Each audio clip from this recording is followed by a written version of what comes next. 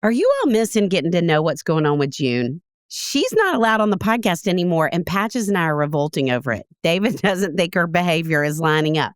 So if you're wondering what's going on with June, if you're wondering where we'll be coming up for events, if you're wondering about the things that we've got coming really soon that we're super excited about, head over to our website, raisingboysandgirls.com, and sign up for our newsletter, where you will be not only the first to know, but first to get offers. We are so grateful for you guys.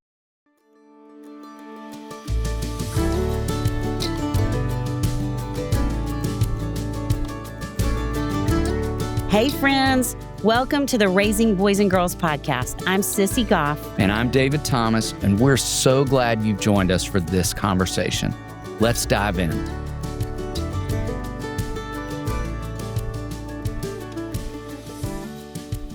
Okay, I'm going to be honest. I think when attachment started becoming a buzzword again, when it became part of the vernacular, I started feeling confused. Did you? Well, think about how old we are. The bulk of our conversations around attachment happened 3 decades ago. Yes. And when it resurfaced again, I thought maybe this isn't the same attachment, because all of a sudden we started talking about it and placing so much emphasis on it in really healthy ways, and sometimes ways that maybe have gone a little askew. And we're going to talk about all of that. That is such a great point, Sissy, because think about it. We were for decades thinking about it only as a part of the equation. Yes. One piece of the pie. A very important piece. A very important piece. But it has been centered lately in a way that would make you think, do I know enough? Because I haven't been thinking enough about it. Right. And I think we could argue that could be true in several places in this particular moment in time, that we've put some things front and center to where we give it so much attention that it's leading in a way that puts other things in the backdrop that are equally important. Yes. And we want to take some of the mystery out of it today, because I do think when it started becoming such buzzwords, I thought, I don't even know that I know what this means. So if you ever feel that way, this is the episode for you. Or if you're just wondering, what does my child really need in terms of attachment? This is the episode. It's a great way to think about it.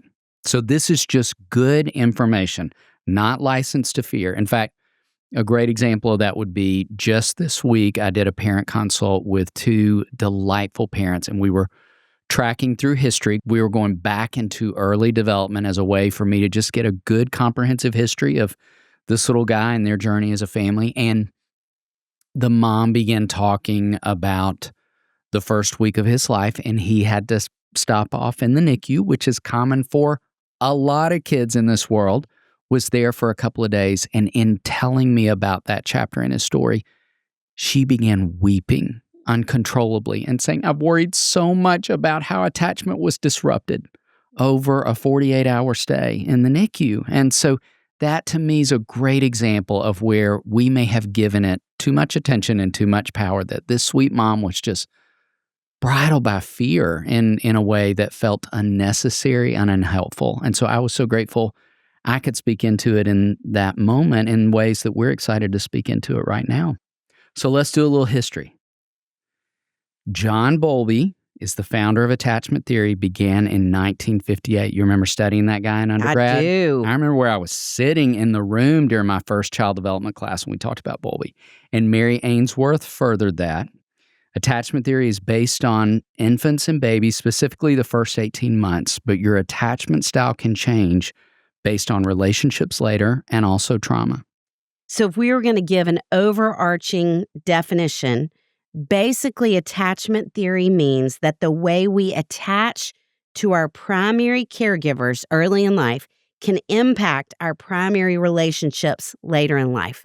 And I said that word in a small way, can impact. But every piece of data, every piece of research says can impact. So we don't need to feel like this is fatalistic as we study this, which is where I think we can go. And even the Cleveland Clinic, which is a source we certainly trust, says the caregiver needs to be attentive, consistent, and reliable. which means you. If you're listening to a parenting podcast, you're attentive, consistent, and reliable. So we want to pay attention. We want to lean into this information, but we don't want to read too much into it because, again, I think our fear can impact kids more than 48 hours of being separated. And I will never forget years ago, before we were even talking this much about attachment theory, I had a mom who, in a mother-daughter counseling session, said to her daughter, they were struggling in their relationship, and she said, well, we didn't have a good attachment early on. And then went on to say, I didn't really attach as much to you when you were an infant, and so I don't think you attached as much back. And so this girl went out into the world feeling, instead of understanding attachment theory and maybe something was going on in her mom's world that made it hard for them, she was feeling more like, my mom doesn't love me. That's what that translated. And so I think not only do we want to learn and simultaneously hold the information loosely, but we certainly don't want to put it over onto the kids that we love because they don't understand that yet. She didn't understand that as a teenager. So great reminder. Yes. So with that in mind, let's talk about the 4 styles of attachment. You want to do the first? I'll jump in first. So the first is what we're all going for, secure attachment or organized attachment. And this is the only secure attachment style. The rest are places that we might struggle a little bit more. But the basics for a child who has a secure attachment with an adult, they feel safe, connected, understood, and cared for by their primary caregiver, number 1. Number 2, they show distress when that caregiver leaves. So normal tearfulness on attachment, but then they compose themselves again rather quickly. Now, as I say that, I want us to also stop over in the idea of separation anxiety is really normal for a lot of kids. There are a lot of kids that it takes longer to get back to a place of regulated emotionally. And so if your child cries when you leave the room for 3 minutes, for 5 minutes, for 20 minutes, I don't want you to panic and think my child isn't attached. It just can mean all kids often go through a stage of separation anxiety that can be really normal. And that child also, number 3, plays, as we want all kids to do, plays knowing that caregiver is their secure base to go out and explore the world. So they go out and they come back and check back in. They go out and they come back and check back in. And it's important for us to let them do both in a securely attached relationship. And now a quick break to hear from one of our awesome sponsors so that we can bring you all this great content. Sissy, do you know what I don't miss about having 3 teenagers at home? The chaos? That and never getting more than 3 minutes of hot water.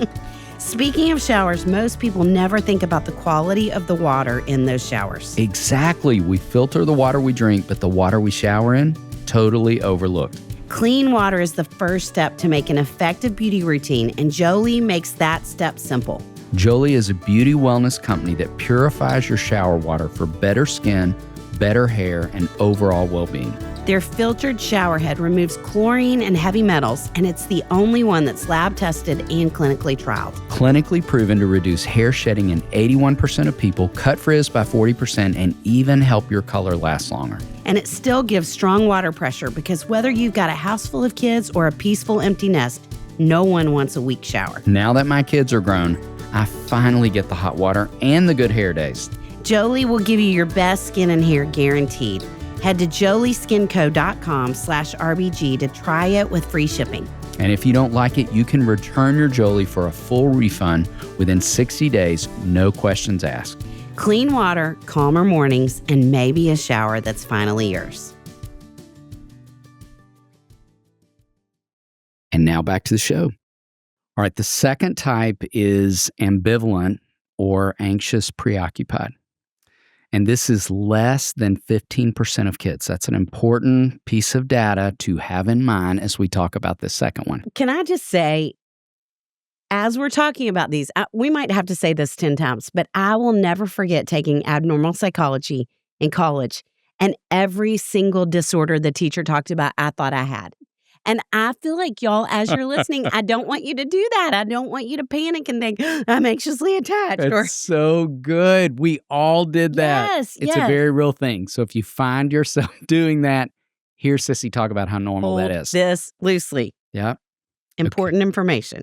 Okay. A few things to keep in mind as we think on these kids. They tend to cling to caregivers. They are anxious and guarded around strangers. Now, think on the episode where we just talked about introverted kids often being guarded around strangers. So let's not overread that. There you go. In fact, all throughout our conversation, as we're talking throughout this parenting personality series, we want you to be thinking about stacking blocks. So think about the episode on introversion and extroversion as one block of understanding. And then let's stack a block on top of that of understanding attachment. And then we're going to stack another block on top of that as we talk about all these different parts of personality that make up the whole thing. So one piece of the pie.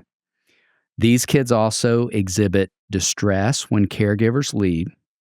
They're ambivalent when they return. In fact, you were just talking about a story you remember. Will you tell that story? Yes. I have a friend who is a musician and went out on her first tour after her daughter was born. And I will never forget her saying she came back and that next night she actually was sleeping with her daughter and her daughter leaned over and hugged her and then hit her.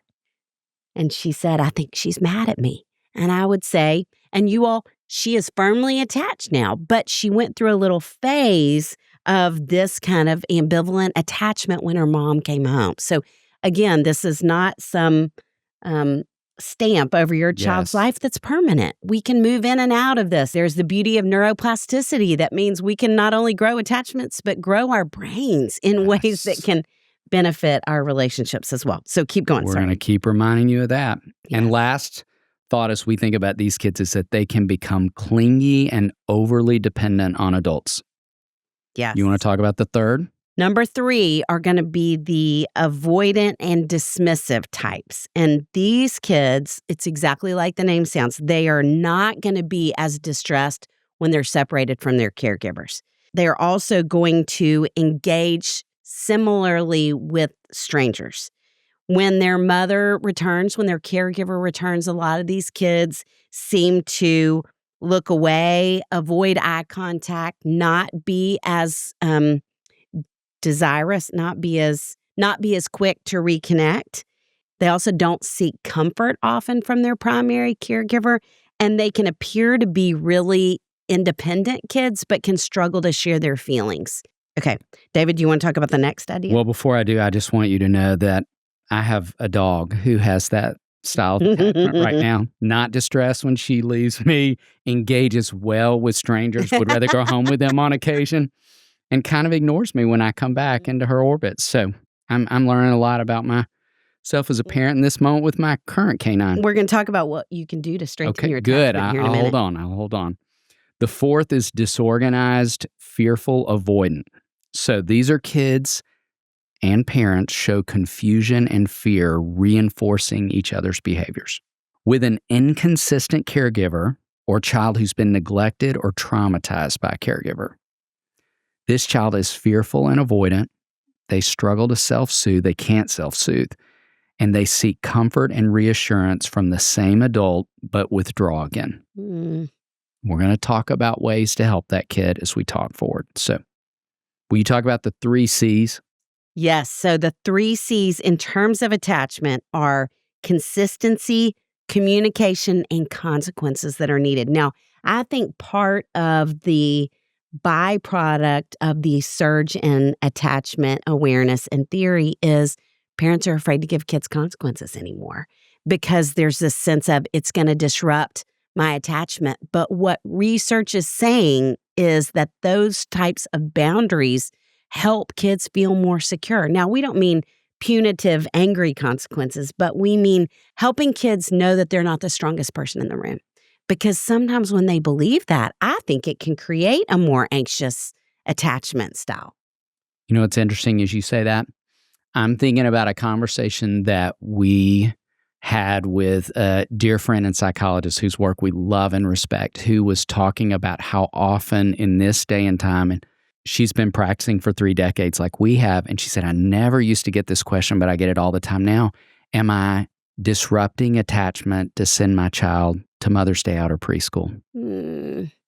There again, information that became pressure. There it is. Yes, that feels defining. Absolutely. So, and do you have an answer to that? Just information. It is absolutely. She said definitively, and we wholeheartedly agree, no, it's not disruptive. Yes. And there's so much rich opportunity for kids to develop emotionally and socially, so many different ways in those contexts. So there again, parents experiencing fear where information can be empowering in some moments, it can be terrifying in others. So let's put it in its right context.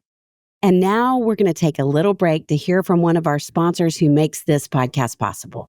Sissy, every morning at 5:30 on the dot, June, my dog, decides I'm done sleeping.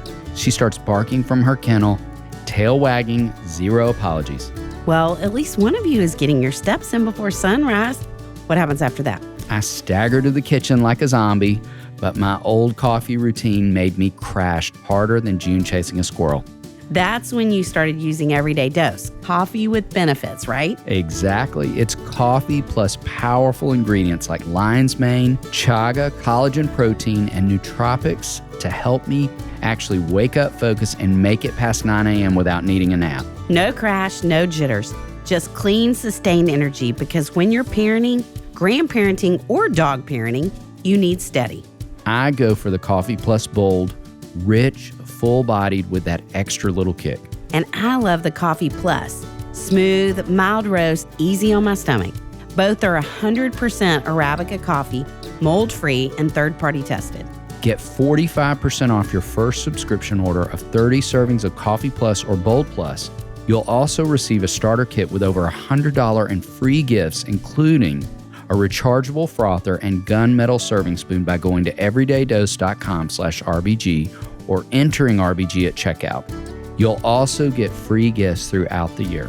That's everydaydose.com/RBG for 45% off your first order. And now back to our show. Okay, and we want to acknowledge that, remember, this series is parenting personalities, both. And so we want to talk also about adult attachment styles. Yes. But over and over, please hear us say you can change your attachment style. Neuroplasticity happens, growth happens. Counseling is a great place to help do that if you find yourself in one of these places and feel like you're struggling. So, securely attached adults trust others. They connect with others easily. Now, that doesn't mean they're all extroverted, because you can be an introvert and connect with a select few. You can be dependent and independent in a relationship. You know how to name and navigate your feelings. You know how to express your needs. But again, like David talked about the blocks, we're going to talk in a little bit. I'm an oldest and I have a broken foot, and it's really hard for me to say what I need. But I know how to. It's just hard sometimes because of my birth order, not because of my attachment. So they're blocks we want to be aware of. You feel comfortable spending time alone, and you know how to work through conflict in a somewhat healthy way. Not perfectly, but somewhat healthy. So you want to talk about anxious attachment? I don't, but I will. The anxious attachment parent can long for intimate relationships and can be overly dependent in relationships. They can be demanding in their communication style. They can have a negative view of themselves and a positive view of others. And think on, if that's true, what social media might take you further into, if that's already instinctive. Yeah. So think on how we layer, and they overthink relationships often. How about avoidant attachment? So with the avoidant, we're going to avoid feelings and close relationships. Don't want to talk about, don't want to need others. Can appear dismissive or independent. There's a fear of being controlled that's a part of that attachment style. And as opposed to what David said, this person within this attachment style has a positive view of themselves and a negative view of others. You want to talk about the last? Disorganized attachment. These folks have a desire for close relationships, but also fear of intimacy and vulnerability. They can be unpredictable in relationships and do a lot of come close, get away. In fact, we see a good bit of that with adolescents sometimes, I was don't going to we? say, don't decide your teenager has this type of attachment style because they're all saying come close, get away Absolutely. at the same time. And we will talk as we jump forward and discuss the Enneagram a little bit more about how one particular number, teaser, we'll come back to that, does a lot of push and pull out of that part of your personality that may not be connected to being disorganized in your attachment. So let's share some good news. Okay, we're going to talk about 5 ways we believe kids develop a secure attachment. And we'll go back and forth, but y'all just remember, even if it feels like you got off to a rockier start in terms of attachment, you can go back. We can still change things. And don't tell them that happened just yet until they understand better. So, okay, here we go. Number 1, we are responsive to and responsible for them. So engaging with them, communicating in those ways, and that we're consistent in our responsibility and taking care of them. Number 2, we offer empathy and engagement with them. We both allow that to happen within the context of relationship, and we do a lot of modeling of those things as well. We provide comfort and care. We are consistent and predictable in that care. We talk so much about sameness and structure, routines and rituals. That helps a lot in that space. We offer safety and security within the strength of who we are as the grown-ups who love them. That we are the steady, safe presence for them. And like we talk about in every one of these parenting personality episodes, that we're doing our own work to get to that kind of place. You all, we're cheering you on. We believe in you so much. Yes, we do. Honored to be on the journey with you. David, what a team we have that we get to call friends who help make this podcast possible. Chris Starrett, our engineer. Our management team at KCH. And we are thrilled to be a part of the That Sounds Fun network. Our music was created by the insanely talented Dave Haywood of Lady A. And if this podcast felt helpful to you, please consider subscribing, liking, sharing, all the things. We are grateful for you and cheering you on always.